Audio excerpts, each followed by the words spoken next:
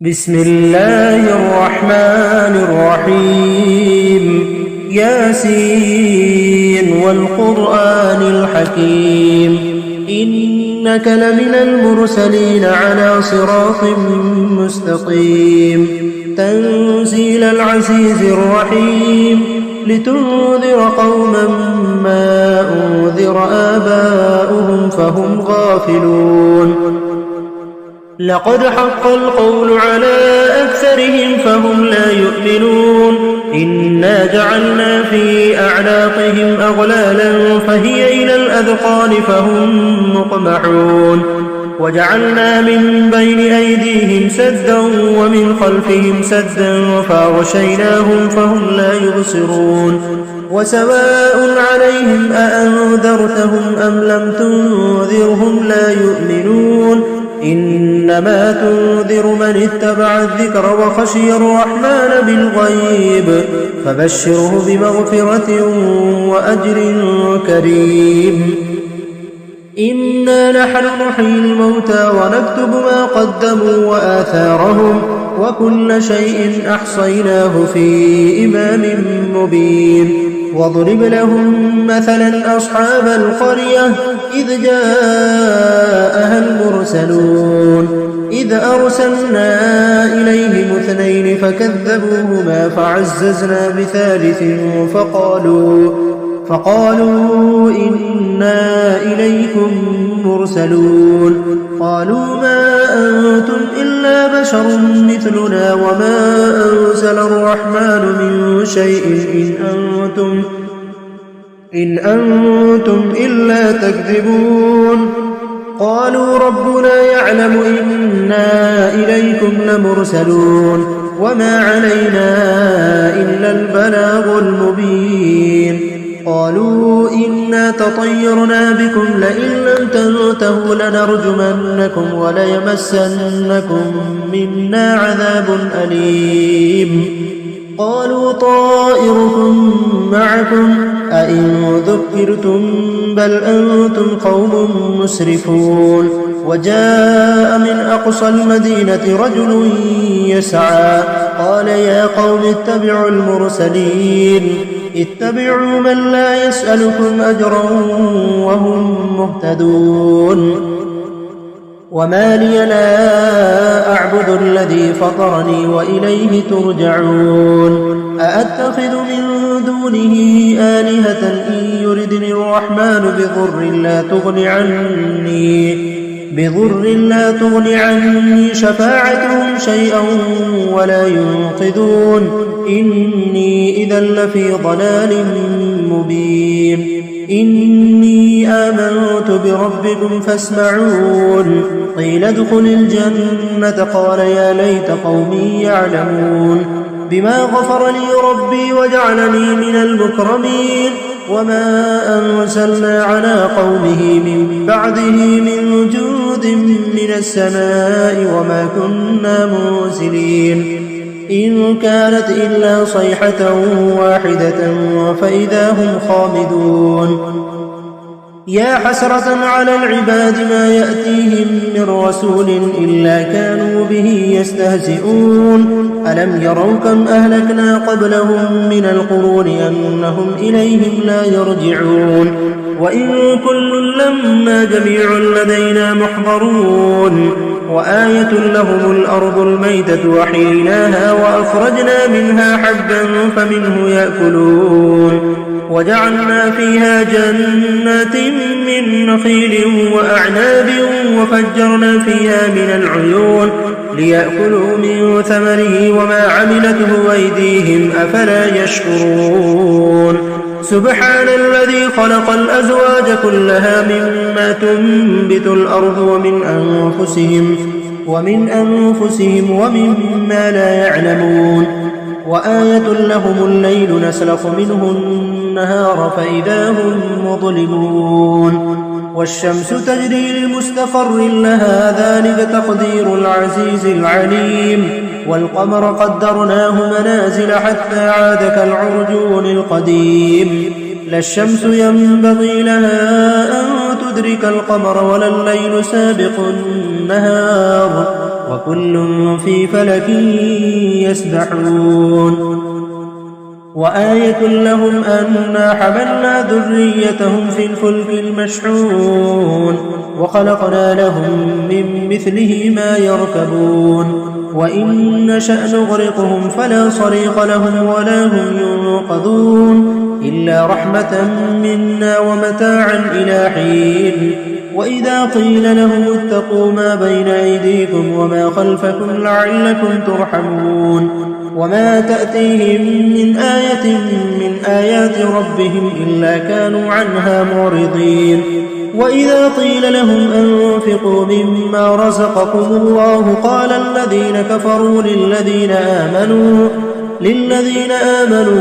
أنطعم من لو يشاء الله أطعمه إن أنتم إلا في ضلال مبين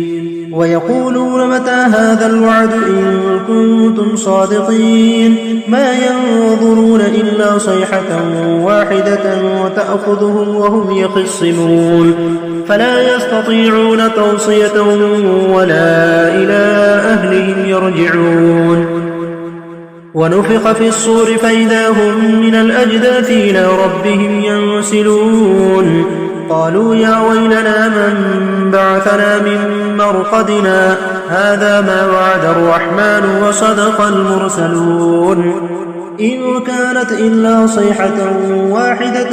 فإذا هم جميع لدينا محضرون فاليوم لا تظلم نفس شيئا ولا تجزون إلا ما كنتم تعملون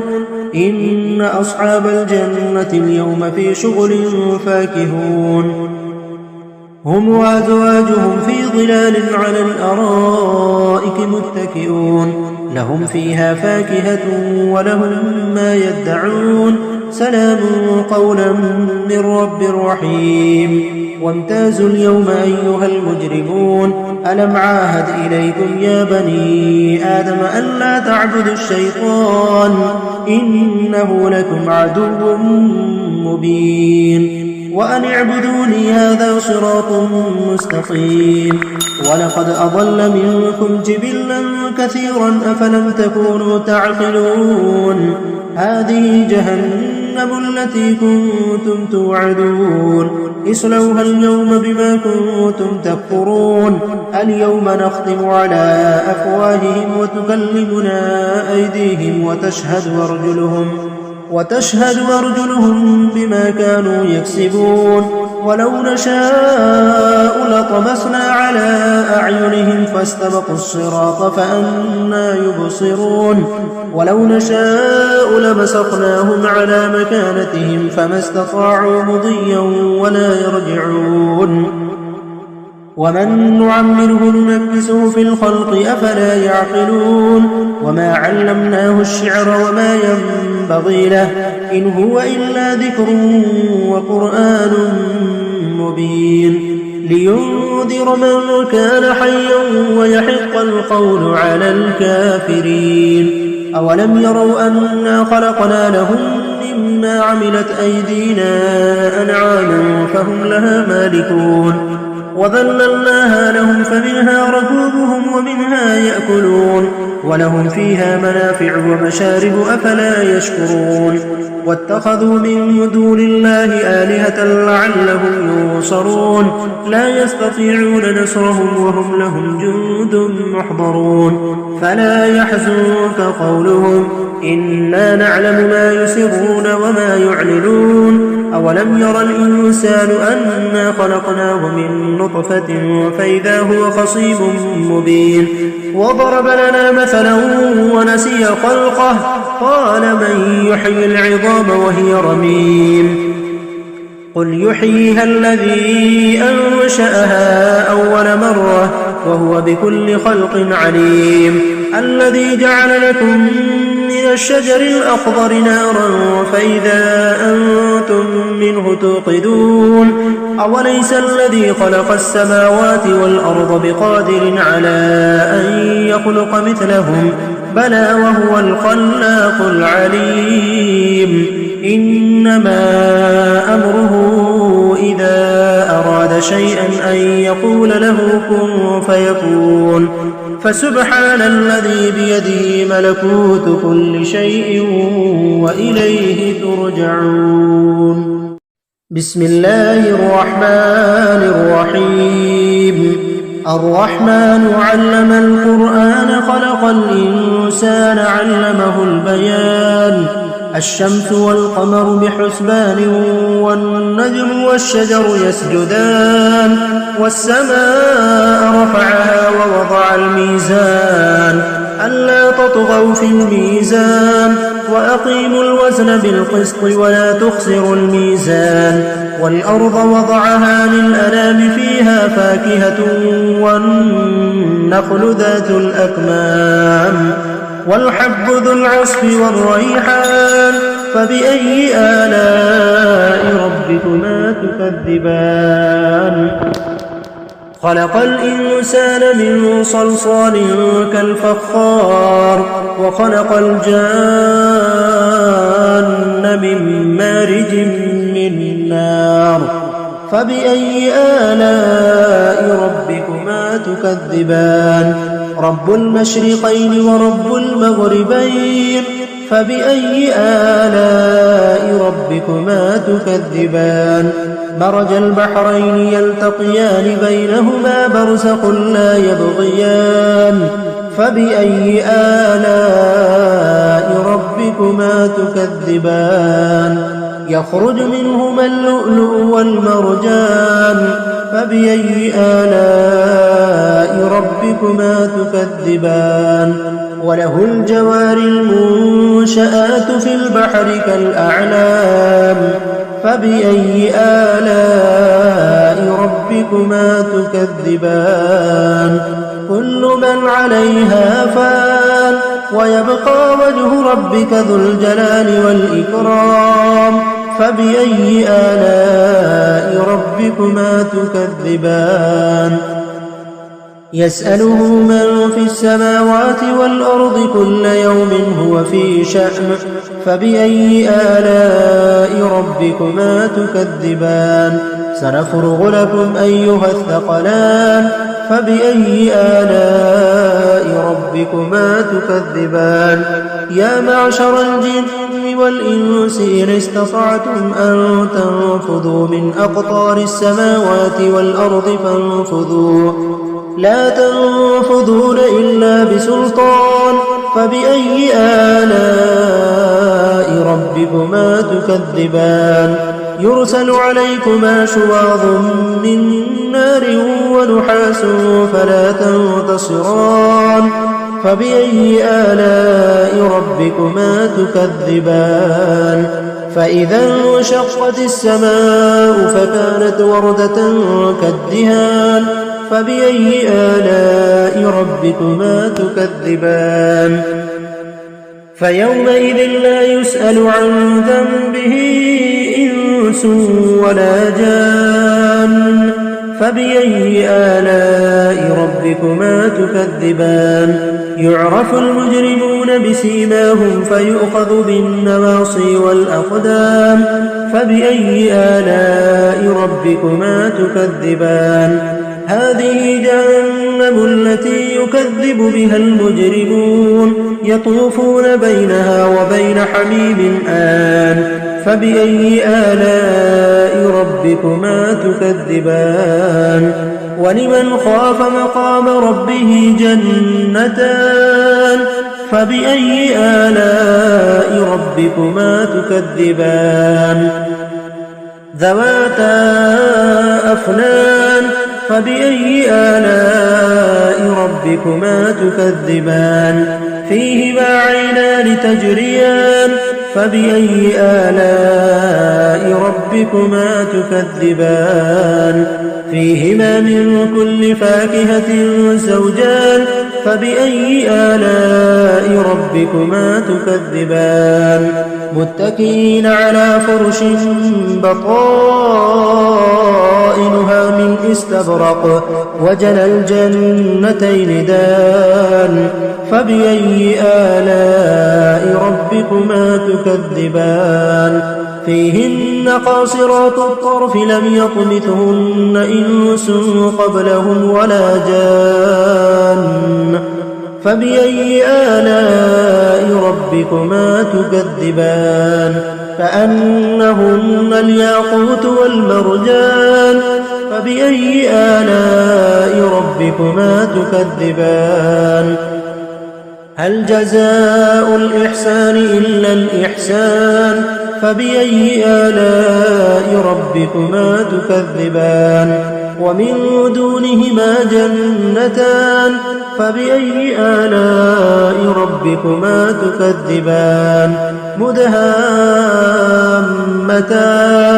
فبأي آلاء ربكما تكذبان فيهما عينان نضاختان فبأي آلاء ربكما تكذبان فيهما فاكهة ونخل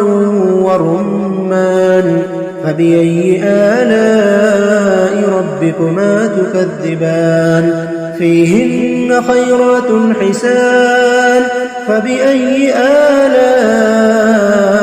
ربكما تكذبان حور مقصورات في الخيام فبأي آلاء ربكما تكذبان لم يطمثهن إنس قبلهم ولا جان فبأي آلاء ربكما تكذبان متكئين على رفرف خضر وعبقري حسان فبأي آلاء ربكما تكذبان تبارك اسم ربك ذي الجلال والإكرام بسم الله الرحمن الرحيم إذا وقعت الواقعة ليس لوقعتها كاذبة خافضة رافعة إذا رجت الأرض رجا وبست الجبال بسا فكانت هباء منبثا وكنتم أزواجا ثلاثة فأصحاب الميمنة ما أصحاب الميمنة وأصحاب المشأمة ما أصحاب المشأمة والسابقون السابقون أولئك المقربون في جنات النعيم ثلة من الأولين وقليل من الآخرين على سرر موضونة متكئين عليها متقابلين يطوف عليهم ولدان مخلدون بأكواب وأباريق وكأس من معين لا يصدعون عنها ولا ينزفون وفاكهة مما يتخيرون ولحم طير مما يشتهون وحور عين كأمثال اللؤلؤ المكنون جزاء بما كانوا يعملون لا يسمعون فيها لغوا ولا تأثيما إلا قيلا سلاما سلاما وأصحاب اليمين ما أصحاب اليمين في سدر مخضود وطلح منضود وظل ممدود وماء مسكوب وفاكهة كثيرة لا مقطوعة ولا ممنوعة وفرش مرفوعة إنا أنشأناهن إنشاء فجعلناهن أبكارا عربا أترابا لأصحاب اليمين ثلة من الأولين وثلة من الآخرين وأصحاب الشمال ما أصحاب الشمال في سموم وحميم وظل من يحموم لا بارد ولا كريم إنهم كانوا قبل ذلك مترفين وكانوا يصرون على الحنث العظيم وكانوا يقولون أئذا متنا وكنا ترابا وعظاما أئنا لمبعوثون أوآباؤنا الأولون قل إن الأولين والآخرين لمجموعون إلى ميقات يوم معلوم ثم إنكم أيها الضالون المكذبون لآكلون من شجر من زقوم فمالئون منها البطون فشاربون عليه من الحميم فشاربون شرب الهيم هذا نزلهم يوم الدين نحن خلقناكم فلولا تصدقون أفرأيتم ما تمنون أأنتم تخلقونه أم نحن الخالقون نحن قدرنا بينكم الموت وما نحن بمسبوقين على أن نبدل أمثالكم وننشئكم فيما لا تعلمون ولقد علمتم النشأة الأولى فلولا تذكرون أفرأيتم ما تحرثون أأنتم تزرعونه أم نحن الزارعون لو نشاء لجعلناه حطاما فظلتم تفكهون إنا لمغرمون بل نحن محرومون أفرأيتم الماء الذي تشربون أأنتم أنزلتموه من المزن أم نحن المنزلون لو نشاء جعلناه أجاجا فلولا تشكرون أفرأيتم النار التي تورون أأنتم أنشأتم شجرتها أم نحن المنشئون نحن جعلناها تذكرة ومتاعا للمقوين فسبح باسم ربك العظيم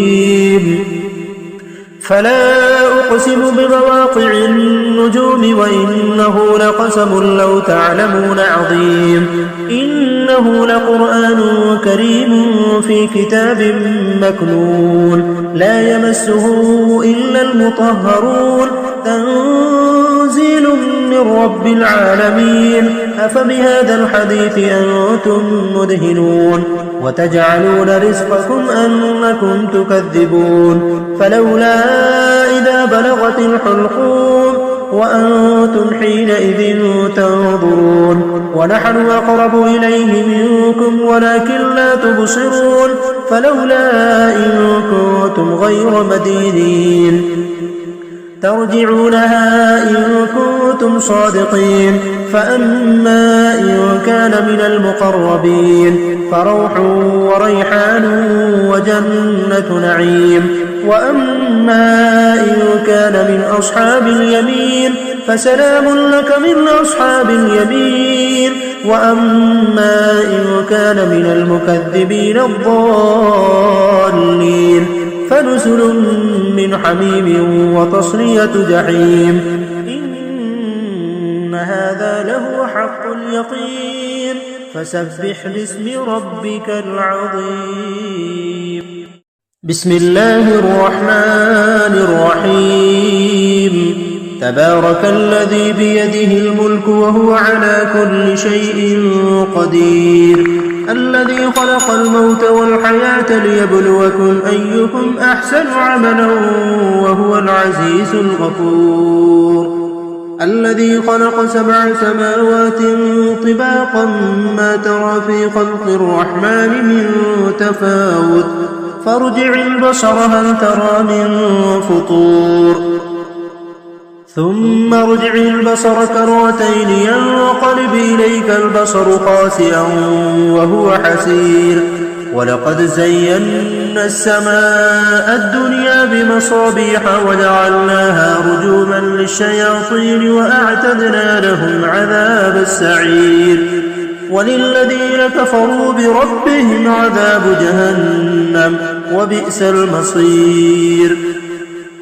إذا ألقوا فيها سمعوا لها شهيقا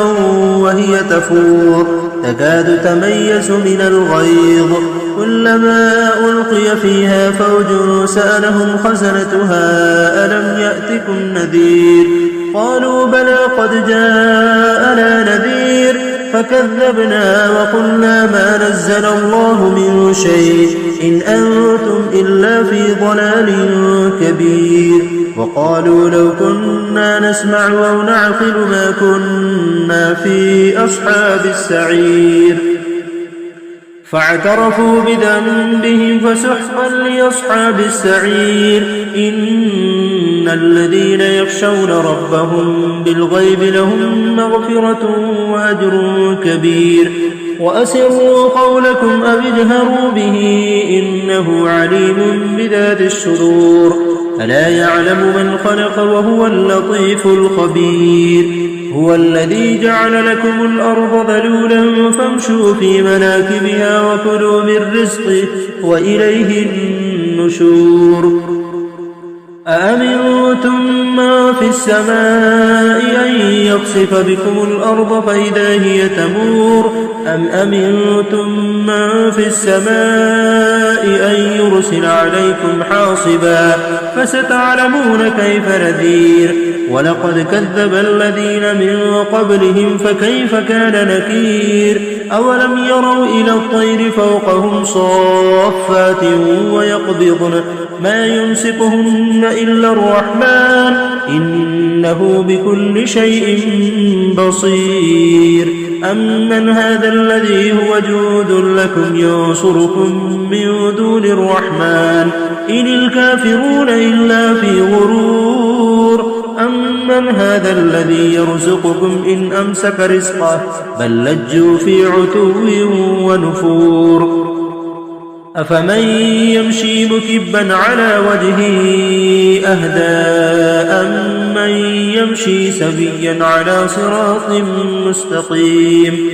قل هو الذي أنشأكم وجعل لكم السمع والأبصار والأفئدة قليلا ما تشكرون قل هو الذي ذرأكم في الأرض وإليه تحشرون ويقولون متى هذا الوعد إن كنتم صادقين قل إنما العلم عند الله وإنما أنا نذير مبين فلما رأوا زلفة سيئت وجوه الذين كفروا وقيل هذا الذي كنتم به تدعون قل أرأيتم إن أهلكني الله ومن معي أو رحمنا فمن يجير الكافرين من عذاب أليم قل هو الرحمن آمنا به وعليه توكلنا فستعلمون من هو في ضلال مبين قل أرأيتم إن أصبح ماؤكم غورا فمن يأتيكم بماء معين بسم الله الرحمن الرحيم ياسين والقرآن الحكيم إنك لمن المرسلين على صراط مستقيم تنزيل العزيز الرحيم لتنذر قوما ما أنذر آباؤهم فهم غافلون لقد حق القول على أكثرهم فهم لا يؤمنون إنا جعلنا في أعناقهم أغلالا فهي إلى الأذقان فهم مقمحون وجعلنا من بين أيديهم سدا ومن خلفهم سدا فأغشيناهم فهم لا يبصرون وسواء عليهم أأنذرتهم أم لم تنذرهم لا يؤمنون إنما تنذر من اتبع الذكر وخشي الرحمن بالغيب فبشره بمغفرة وأجر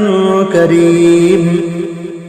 إنا نحن نحيي الموتى ونكتب ما قدموا وآثارهم وكل شيء أحصيناه في إمام مبين واضرب لهم مثلا أصحاب القرية إذ جاءها المرسلون إذ أرسلنا إليهم 2 فكذبوهما فعززنا بثالث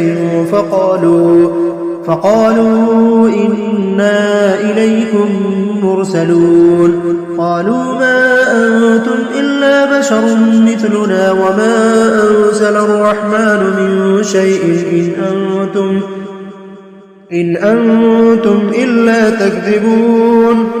قالوا ربنا يعلم إنا إليكم لمرسلون وما علينا إلا البلاغ المبين قالوا إنا تطيرنا بكم لئن لم تنتهوا لنرجمنكم وليمسنكم منا عذاب أليم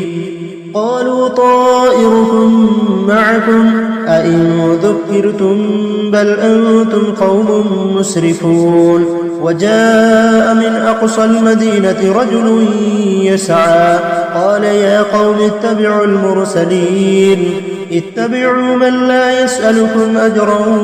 وهم مهتدون وما لي لا أعبد الذي فطرني وإليه ترجعون أأتخذ من دونه آلهة إن يردني الرحمن بضر لا تغن عني شفاعتهم شيئا ولا ينقذون إني إذا لفي ضلال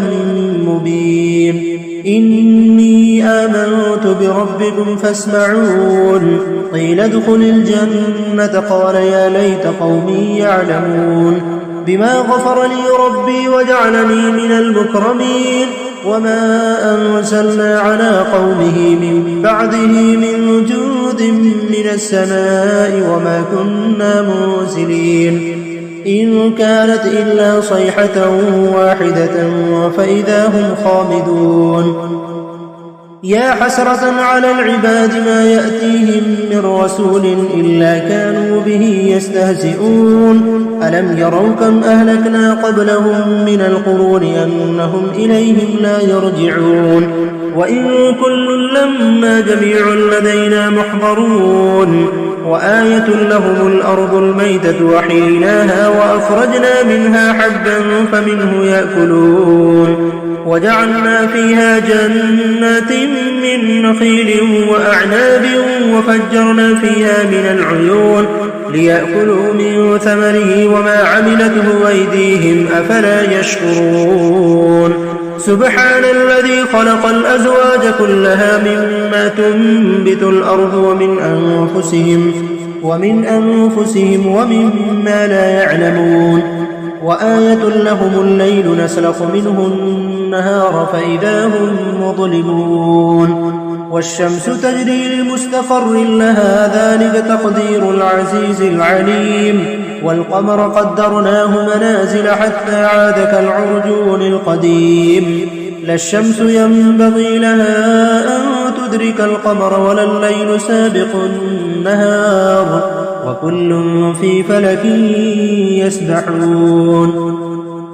وآية لهم أنا حملنا ذريتهم في الفلك المشحون وخلقنا لهم من مثله ما يركبون وإن نشأ نغرقهم فلا صريخ لهم ولا هم ينقذون إلا رحمة منا ومتاعا إلى حين وإذا قيل لهم اتقوا ما بين أيديكم وما خلفكم لعلكم ترحمون وما تأتيهم من آية من آيات ربهم إلا كانوا عنها معرضين وإذا قيل لهم أنفقوا مما رزقكم الله قال الذين كفروا للذين آمنوا أنطعم من لو يشاء الله أطعمه إن أنتم إلا في ضلال مبين ويقولون متى هذا الوعد إن كنتم صادقين ما ينظرون إلا صيحة واحدة وتأخذهم وهم يخصمون فلا يستطيعون توصية ولا إلى أهلهم يرجعون ونفخ في الصور فإذا هم من الأجداث إلى ربهم ينسلون قالوا يا ويلنا من بعثنا من مرقدنا هذا ما وعد الرحمن وصدق المرسلون إن كانت إلا صيحة واحدة فإذا هم جميع لدينا محضرون فاليوم لا تظلم نفس شيئا ولا تجزون إلا ما كنتم تعملون إن أصحاب الجنة اليوم في شغل فاكهون هم وأزواجهم في ظلال على الأرائك متكئون لهم فيها فاكهة ولهم ما يدعون سلام قولا من رب رحيم وامتازوا اليوم أيها المجرمون ألم عاهد إليكم يا بني آدم ألا تعبدوا الشيطان إنه لكم عدو مبين وأن اعبدوني هذا صراط مستقيم ولقد أضل منكم جبلا كثيرا أفلم تكونوا تعقلون هذه جهنم التي كنتم توعدون اصلوها اليوم بما كنتم تكفرون اليوم نختم على أفواههم وتكلمنا أيديهم وتشهد أرجلهم بما كانوا يكسبون ولو نشاء لطمسنا على أعينهم فاستبقوا الصراط فأنى يبصرون ولو نشاء لمسخناهم على مكانتهم فما استطاعوا مضيا ولا يرجعون ومن نعمره ننكسه في الخلق أفلا يعقلون وما علمناه الشعر وما ينبغي له إن هو إلا ذكر وقرآن مبين لينذر من كان حيا ويحق القول على الكافرين أولم يروا أنا خلقنا لهم مما عملت أيدينا أنعاما فهم لها مالكون وذللناها لهم فمنها ركوبهم ومنها يأكلون ولهم فيها منافع ومشارب أفلا يشكرون واتخذوا من دون الله آلهة لعلهم ينصرون لا يستطيعون نصرهم وهم لهم جند محضرون فلا يحزنك قولهم إنا نعلم ما يسرون وما يعلنون أولم ير الإنسان أنا خلقناه من نطفة فإذا هو خصيب مبين وضرب لنا مثلا ونسي خلقه قال من يحيي العظام وهي رميم قل يحييها الذي أنشأها أول مرة وهو بكل خلق عليم الذي جعل لكم من الشجر الأخضر نارا فإذا أنتم منه توقدون أوليس الذي خلق السماوات والأرض بقادر على أن يخلق مثلهم بلى وهو الخلاق العليم إنما أمره إذا أراد شيئا أن يقول له كن فيكون فسبحان الذي بيده ملكوت كل شيء وإليه ترجعون بسم الله الرحمن الرحيم الرحمن علم القرآن خلق الإنسان علمه البيان الشمس والقمر بحسبان والنجم والشجر يسجدان والسماء رفعها ووضع الميزان ألا تطغوا في الميزان وأقيموا الوزن بالقسط ولا تخسروا الميزان والأرض وضعها للأنام فيها فاكهة والنخل ذات الأكمام والحب ذو العصف والريحان فبأي آلاء ربكما تكذبان خلق الإنسان من صلصال كالفخار وخلق الجان من مارج من نار فبأي آلاء ربكما تكذبان رب المشرقين ورب المغربين فبأي آلاء ربكما تكذبان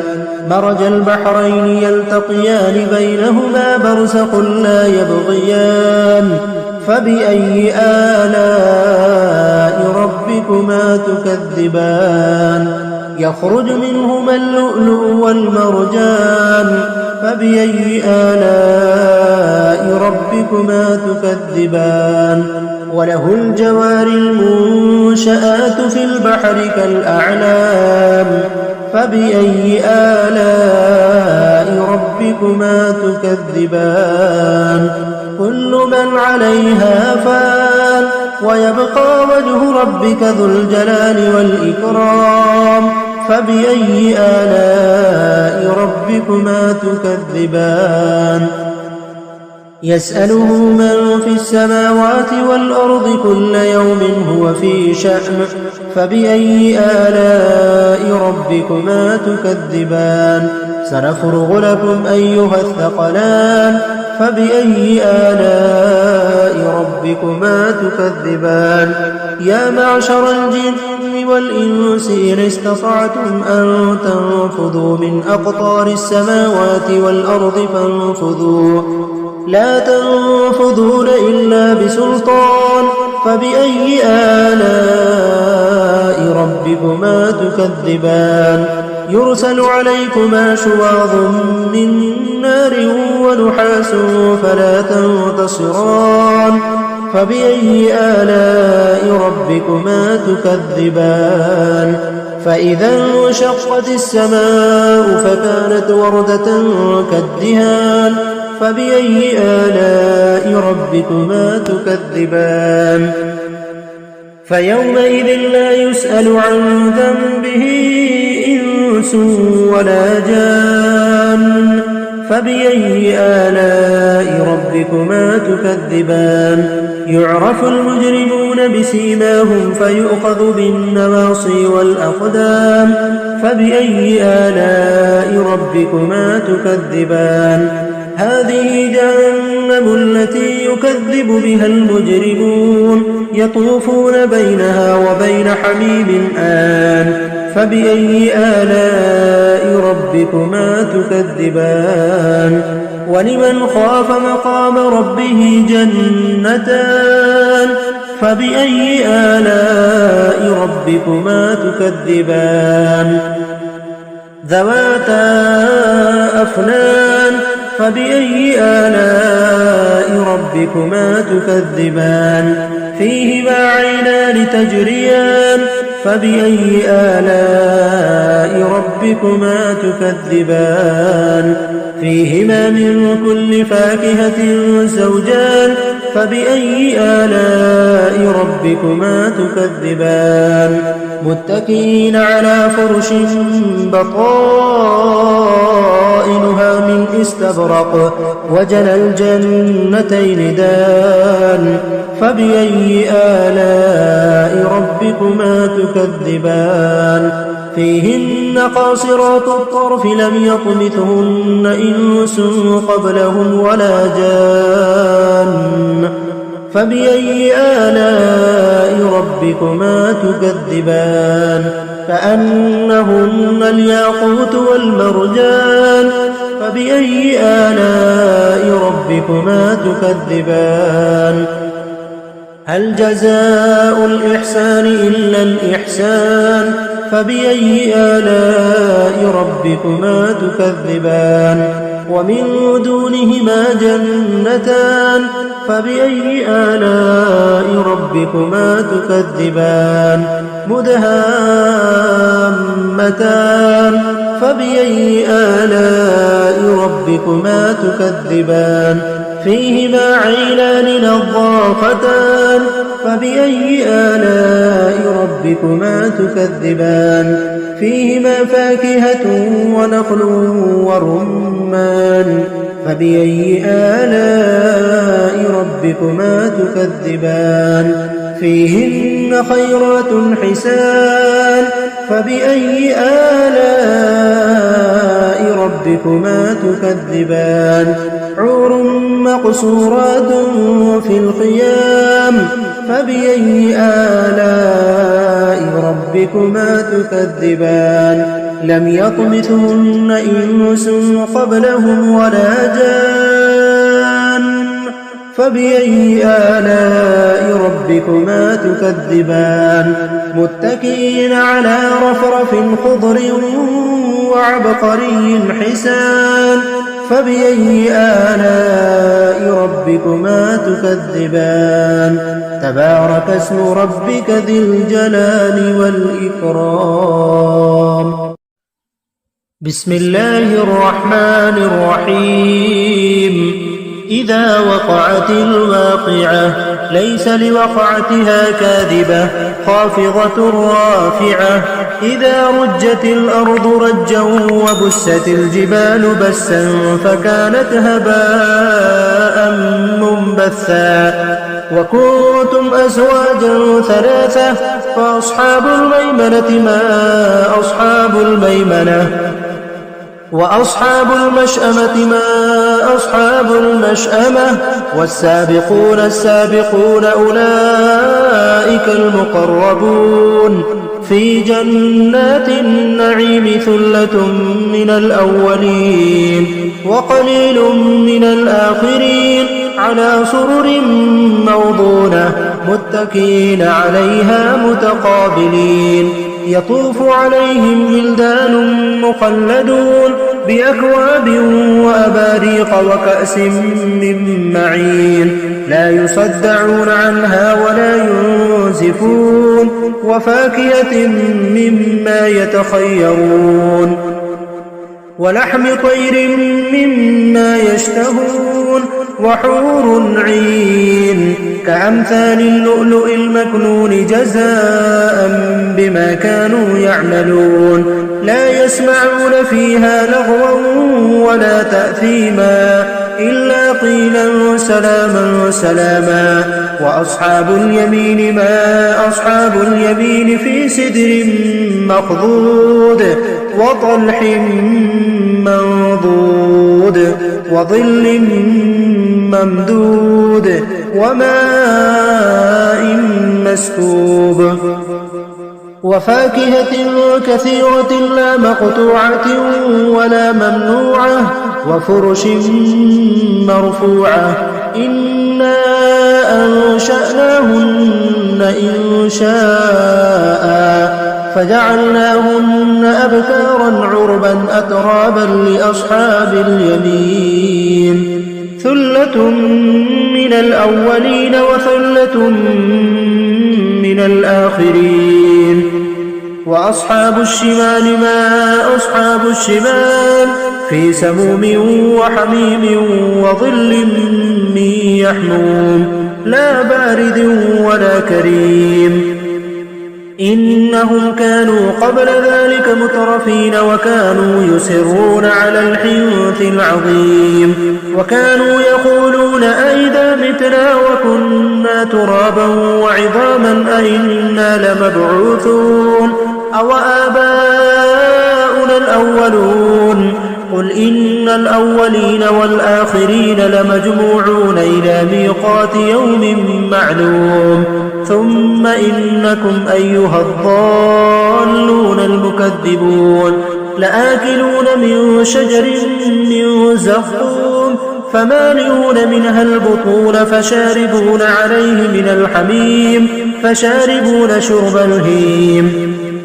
هذا نزلهم يوم الدين نحن خلقناكم فلولا تصدقون أفرأيتم ما تمنون أأنتم تخلقونه أم نحن الخالقون نحن قدرنا بينكم الموت وما نحن بمسبوقين على أن نبدل أمثالكم وننشئكم فيما لا تعلمون ولقد علمتم النشأة الأولى فلولا تذكرون أفرأيتم ما تحرثون أأنتم تزرعونه أم نحن الزارعون لو نشاء لجعلناه حطاما فظلتم تفكهون إنا لمغرمون بل نحن محرومون أفرأيتم الماء الذي تشربون أأنتم أنزلتموه من المزن أم نحن المنزلون لو نشاء جعلناه أجاجا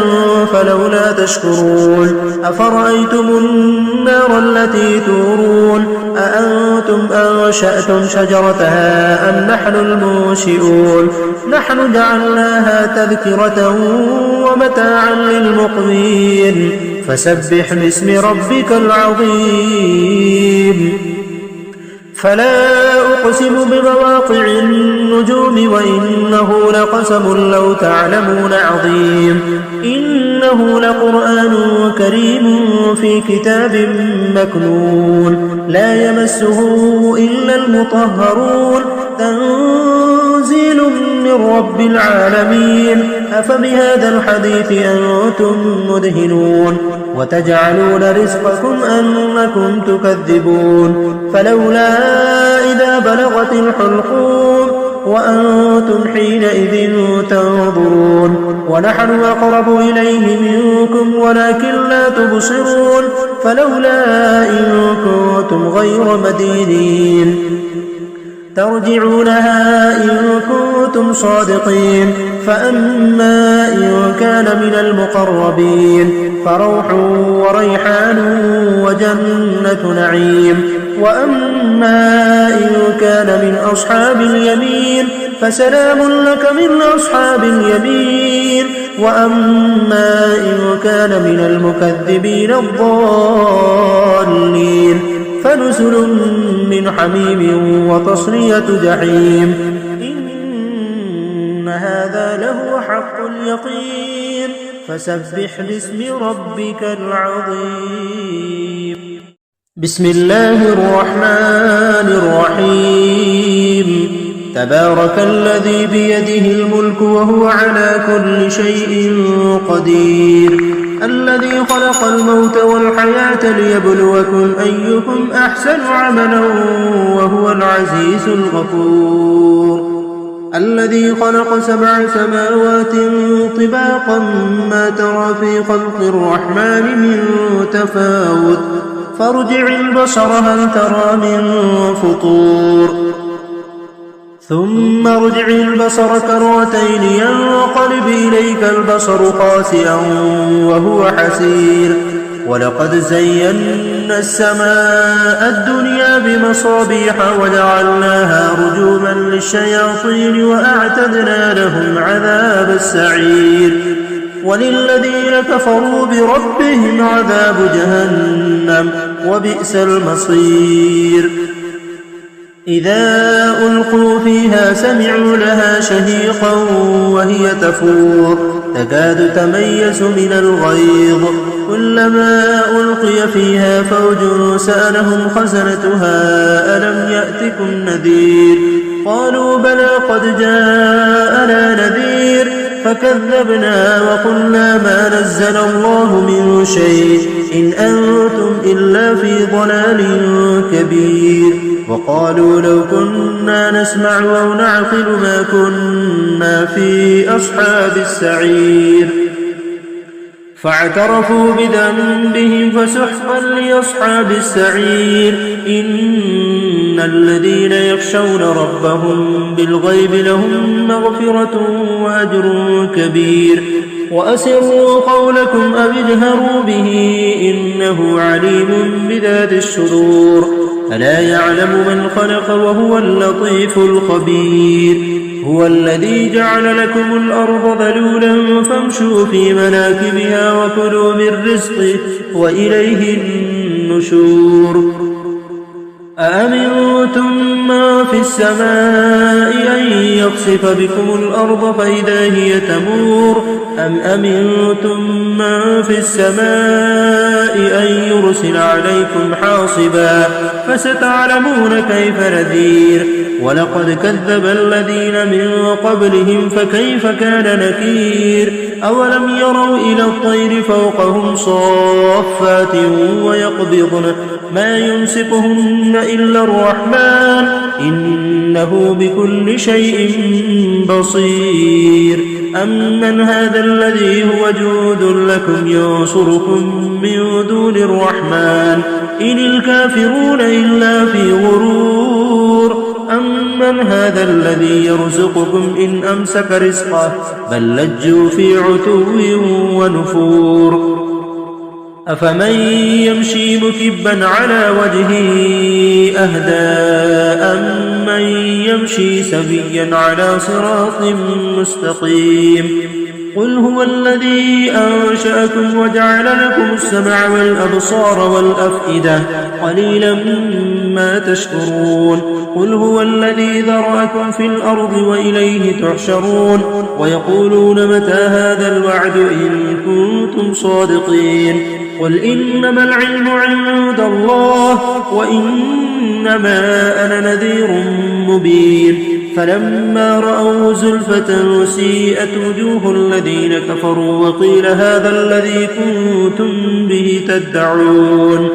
قل أرأيتم إن أهلكني الله ومن معي أو رحمنا فمن يجير الكافرين من عذاب أليم قل هو الرحمن آمنا به وعليه توكلنا فستعلمون من هو في ضلال مبين قل أرأيتم إن أصبح ماؤكم غورا فمن يأتيكم بماء معين بسم الله الرحمن الرحيم ياسين والقرآن الحكيم إنك لمن المرسلين على صراط مستقيم تنزيل العزيز الرحيم لتنذر قوما ما أنذر آباؤهم فهم غافلون لقد حق القول على أكثرهم فهم لا يؤمنون إنا جعلنا في أعناقهم أغلالا فهي إلى الأذقان فهم مقمحون وجعلنا من بين أيديهم سدا ومن خلفهم سدا فأغشيناهم فهم لا يبصرون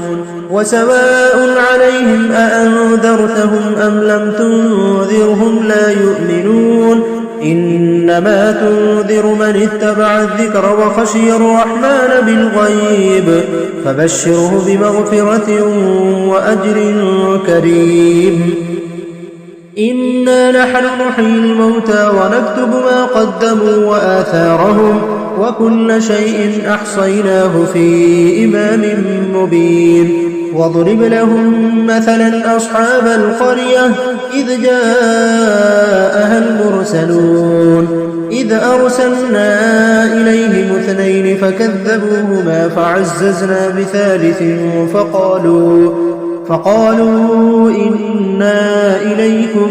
مرسلون قالوا ما أنتم إلا بشر مثلنا وما أنزل الرحمن من شيء إن أنتم إلا تكذبون قالوا ربنا يعلم إنا إليكم لمرسلون وما علينا إلا البلاغ المبين قالوا إنا تطيرنا بكم لئن لم تنتهوا لنرجمنكم وليمسنكم منا عذاب أليم قالوا طائركم معكم أئن ذكرتم بل أنتم قوم مسرفون وجاء من أقصى المدينة رجل يسعى قال يا قوم اتبعوا المرسلين اتبعوا من لا يسألكم أجرا وهم مهتدون وما لي لا أعبد الذي فطرني وإليه ترجعون أأتخذ من دونه آلهة إن يردني الرحمن بضر لا تغن عني شفاعتهم شيئا ولا ينقذون إني إذا لفي ضلال مبين إني آمنت بربكم فاسمعون قيل ادخل الجنة قال يا ليت قومي يعلمون بما غفر لي ربي وجعلني من المكرمين وما أنزلنا على قومه من بعده من جود من السماء وما كنا منزلين إن كانت إلا صيحة واحدة فإذا هم خامدون يا حسرة على العباد ما يأتيهم من رسول إلا كانوا به يستهزئون ألم يروا كم أهلكنا قبلهم من القرون أنهم إليهم لا يرجعون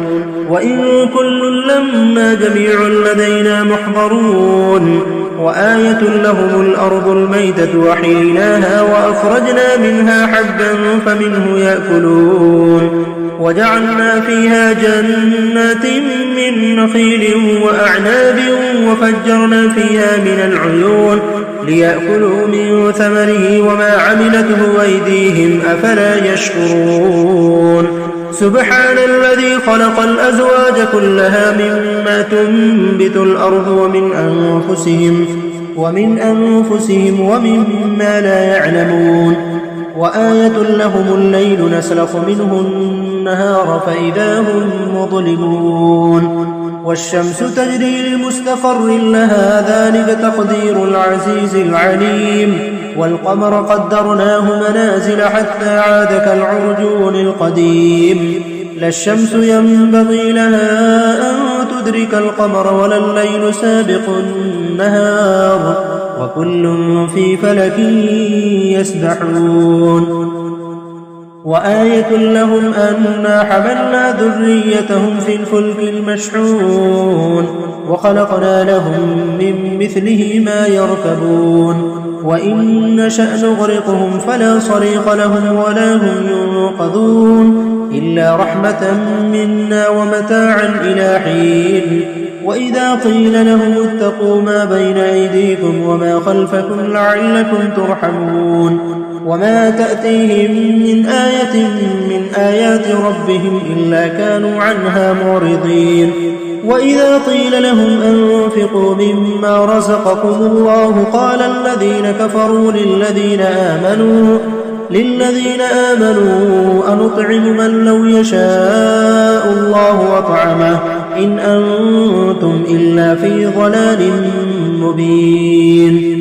ويقولون متى هذا الوعد إن كنتم صادقين ما ينظرون إلا صيحة واحدة تأخذهم وهم يخصمون فلا يستطيعون توصية ولا إلى أهلهم يرجعون ونفخ في الصور فإذا هم من الأجداث إلى ربهم ينسلون قالوا يا ويلنا من بعثنا من مرقدنا هذا ما وعد الرحمن وصدق المرسلون إن كانت إلا صيحة واحدة فإذا هم جميع لدينا محضرون فاليوم لا تظلم نفس شيئا ولا تجزون إلا ما كنتم تعملون إن أصحاب الجنة اليوم في شغل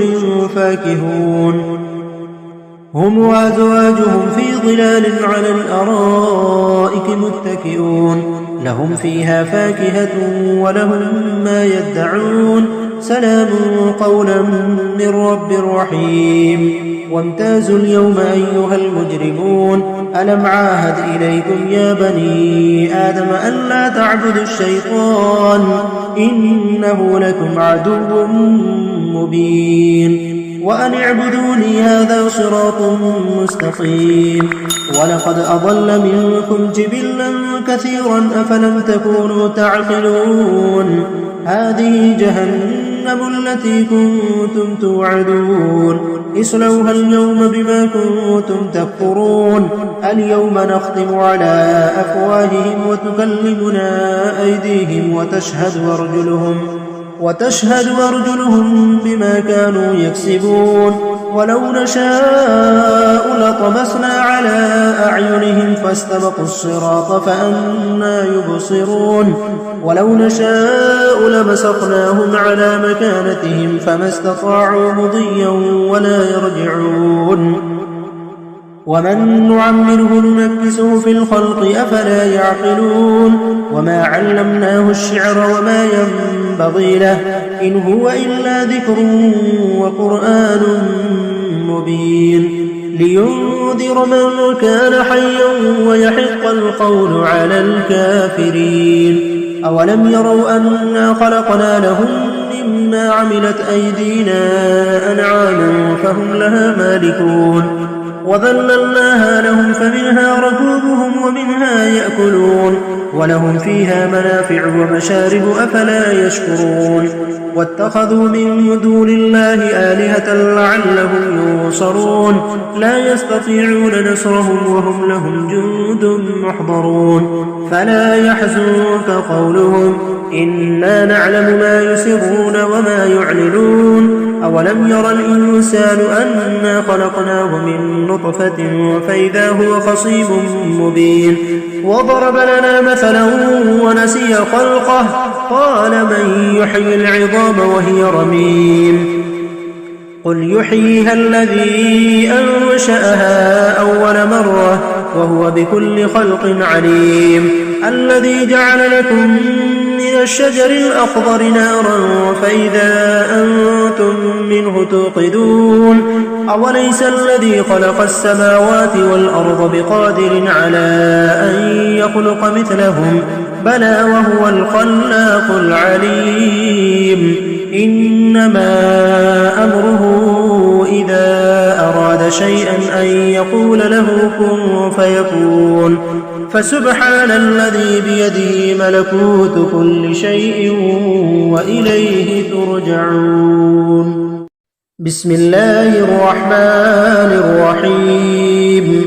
الرحمن علم القرآن خلق الإنسان علمه البيان الشمس والقمر بحسبان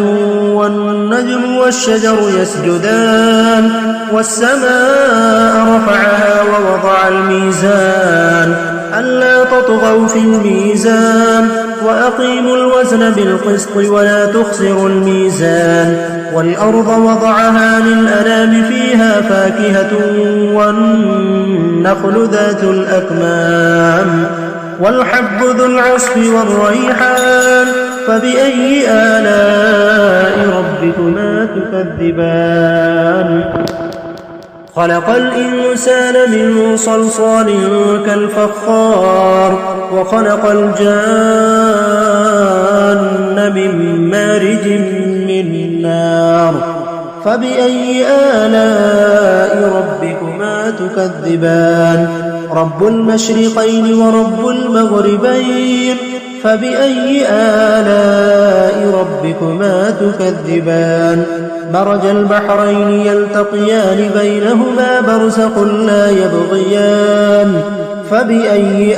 آلاء ربكما تكذبان يخرج منهما اللؤلؤ والمرجان فبأي آلاء ربكما تكذبان وله الجوار المنشآت في البحر كالأعلام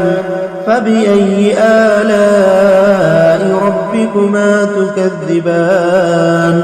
كل من عليها فان ويبقى وجه ربك ذو الجلال والإكرام فبأي آلاء ربكما تكذبان يسأله من في السماوات والأرض كل يوم هو في شأن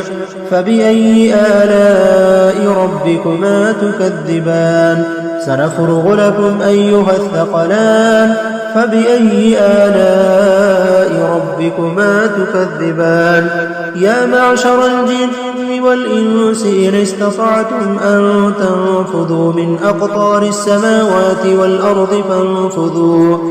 لا تنفذون إلا بسلطان فبأي آلاء ربكما تكذبان يرسل عليكما شواظ من نار ونحاس فلا تنتصران فبأي آلاء ربكما تكذبان فإذا انشقت السماء فكانت وردة كالدهان فبأي آلاء ربكما تكذبان فيومئذ لا يسأل عن ذنبه إنس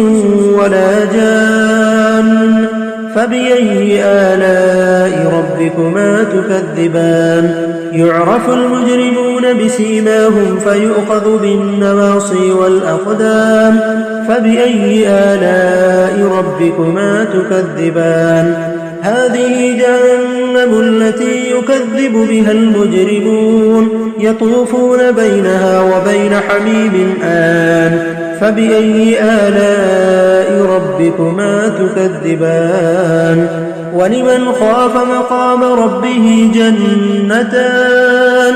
فبأي آلاء ربكما تكذبان ذواتا أفنان فبأي آلاء ربكما تكذبان فيهما عينان تجريان فبأي آلاء ربكما تكذبان فيهما من كل فاكهة زوجان فبأي آلاء ربكما تكذبان متكئين على فرش بطائنها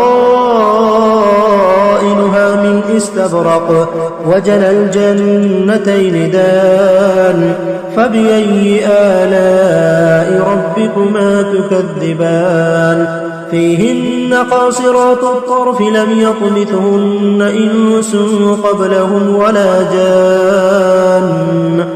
فبأي آلاء ربكما تكذبان كأنهن الياقوت والمرجان فبأي آلاء ربكما تكذبان هل جزاء الإحسان إلا الإحسان فبأي آلاء ربكما تكذبان ومن دونهما جنتان فبأي آلاء ربكما تكذبان مدهامتان فبأي آلاء ربكما تكذبان فيهما عينان نضاختان فبأي آلاء ربكما تكذبان فيهما فاكهة ونخل ورمان فبأي آلاء ربكما تكذبان فيهن خيرات حسان فبأي آلاء ربكما تكذبان حور مقصورات في الخيام فبأي آلاء ربكما تكذبان لم يطمثهن إنس قبلهم ولا جان فبأي آلاء ربكما تكذبان متكئين على رفرف خضر وعبقري حسان فبأي آلاء ربكما تكذبان تبارك اسم ربك ذي الجلال والإكرام بسم الله الرحمن الرحيم إذا وقعت الواقعة ليس لوقعتها كاذبة خافضة رافعة إذا رجت الأرض رجا وبست الجبال بسا فكانت هباء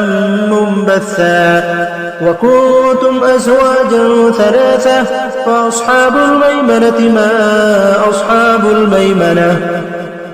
وأصحاب المشأمة ما أصحاب المشأمة والسابقون السابقون أولئك المقربون في جنات النعيم ثلة من الأولين وقليل من الآخرين على سرر موضونة متكئين عليها متقابلين يطوف عليهم ولدان مخلدون بأكواب وأباريق وكأس من معين لا يصدعون عنها ولا ينزفون وفاكهة مما يتخيرون ولحم طير مما يشتهون وحور عين كأمثال اللؤلؤ المكنون جزاء بما كانوا يعملون لا يسمعون فيها لغوا ولا تأثيما إلا قيلا سلاما سلاما. وأصحاب اليمين ما أصحاب اليمين في سدر مخضود وطلح منضود وظل ممدود وماء مسكوب وفاكهة كثيرة لا مقطوعة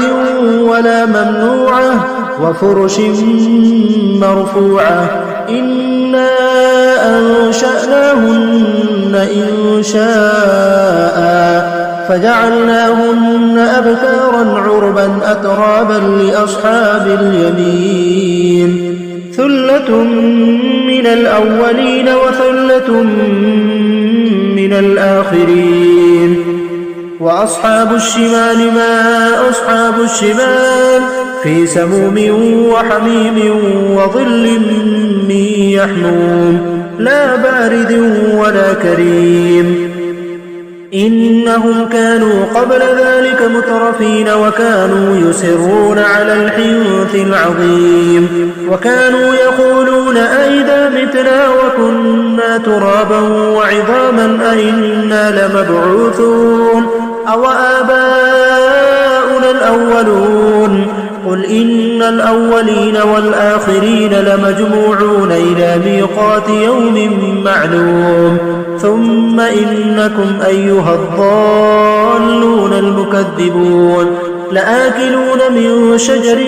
من زقوم فمالئون منها البطون فشاربون عليه من الحميم فشاربون شرب الهيم.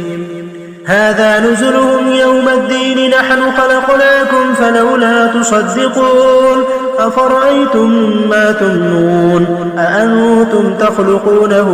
أم نحن الخالقون. نحن قدرنا بينكم الموت وما نحن بمسبوقين على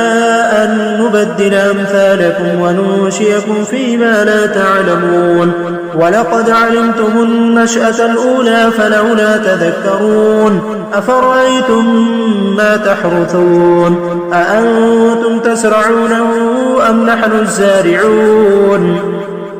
لو نشاء لجعلناه حطاما فظلتم تفكهون إنا لمغرمون بل نحن محرومون. أفرأيتم الماء الذي تشربون أأنتم أنزلتموه من المزن أم نحن المنزلون. لو نشاء جعلناه أجاجا فلولا تشكرون. أفرأيتم النار التي تورون أأنتم أنشأتم شجرتها أم نحن المنشئون. نحن جعلناها تذكرة ومتاعا للمقوين. فسبح باسم ربك العظيم. فلا أقسم بمواقع النجوم وإنه لقسم لو تعلمون عظيم. إنه لقرآن كريم في كتاب مكنون لا يمسه إلا المطهرون. تنزيل من رب العالمين. أفبهذا الحديث أنتم مدهنون وتجعلون رزقكم أنكم تكذبون. فلولا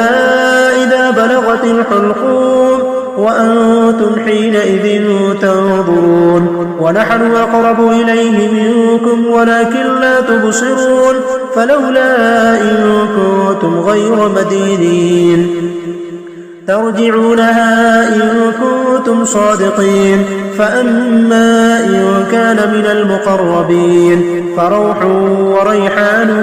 وجنة نعيم. وأما إن كان من أصحاب اليمين فسلام لك من أصحاب اليمين. وأما إن كان من المكذبين الضالين فنزل من حميم وتصلية جحيم. إن هذا لهو حق اليقين. فسبح باسم ربك العظيم. بسم الله الرحمن الرحيم. تبارك الذي بيده الملك وهو على كل شيء قدير الذي خلق الموت والحياة ليبلوكم أيكم أحسن عملا وهو العزيز الغفور الذي خلق 7 سماوات طباقا ما ترى في خلق الرحمن من تفاوت فارجع البصر هل ترى من فطور ثم ارجع البصر كرتين ينقلب إليك البصر خاسئا وهو حسير ولقد زينا السماء الدنيا بمصابيح وجعلناها رجوما للشياطين وأعتدنا لهم عذاب السعير وللذين كفروا بربهم عذاب جهنم وبئس المصير إذا ألقوا فيها سمعوا لها شهيقا وهي تفور تكاد تميز من الغيظ كلما ألقي فيها فوج سألهم خزنتها ألم يأتكم نذير قالوا بلى قد جاءنا نذير فكذبنا وقلنا ما نزل الله من شيء إن أنتم إلا في ضلال كبير وقالوا لو كنا نسمع أو نعقل ما كنا في أصحاب السعير فاعترفوا بذنبهم فسحقا لأصحاب السعير إن الذين يخشون ربهم بالغيب لهم مغفرة وأجر كبير وأسروا قولكم أو اجهروا به إنه عليم بذات الصدور ألا يعلم من خلق وهو اللطيف الخبير هو الذي جعل لكم الأرض ذلولا فامشوا في مناكبها وكلوا من رزقه وإليه النشور أأمنتم ما في السماء أن يخسف بكم الأرض فإذا هي تمور أم أمنتم من في السماء أن يرسل عليكم حاصبا فستعلمون كيف نذير ولقد كذب الذين من قبلهم فكيف كان نكير أولم يروا إلى الطير فوقهم صافات ويقبضن ما يمسكهن إلا الرحمن إنه بكل شيء بصير أمن هذا الذي هو جود لكم ينصركم من دون الرحمن إن الكافرون إلا في غرور أمن هذا الذي يرزقكم إن أمسك رزقه بل لجوا في عتو ونفور أفمن يمشي مكبا على وجهه أهدى أمن يمشي سويا على صراط مستقيم قل هو الذي أنشأكم وجعل لكم السمع والأبصار والأفئدة قليلا ما تشكرون قل هو الذي ذرأكم في الأرض وإليه تحشرون ويقولون متى هذا الوعد إن كنتم صادقين قل إنما العلم عند الله وإنما أنا نذير مبين فلما رأوا زلفة سيئت وجوه الذين كفروا وقيل هذا الذي كنتم به تدعون